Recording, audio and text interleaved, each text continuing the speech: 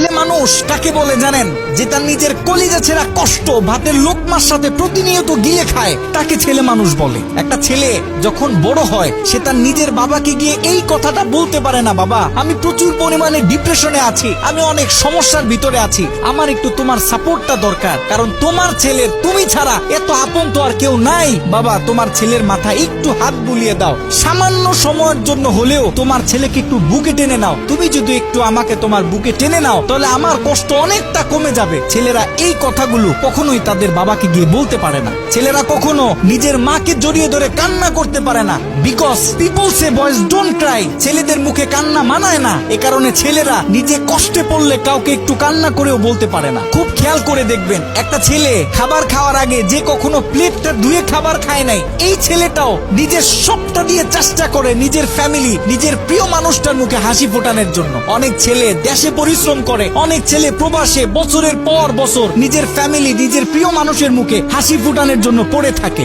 দিন শেষে ছেলেদের মুখে হাসি ফোটানোর মতো কাউকে পাওয়া যায় না। আমি মনে করি boys are the best actor in the world. এই পৃথিবীতে ছেলেরা হচ্ছে সব থেকে বড় অভিনেতা, কারণ ছেলেরা নিজেদের বুকে হাজারো লক্ষ কষ্ট পুঁতে রেখেও মুখে হাসি নিয়ে চলে, কারণ সে জানে আজকে আমি যদি ভেঙে পড়ি তাহলে আমার পুরো ফ্যামিলিটা অস্তিত্বহীন হয়ে যাবে।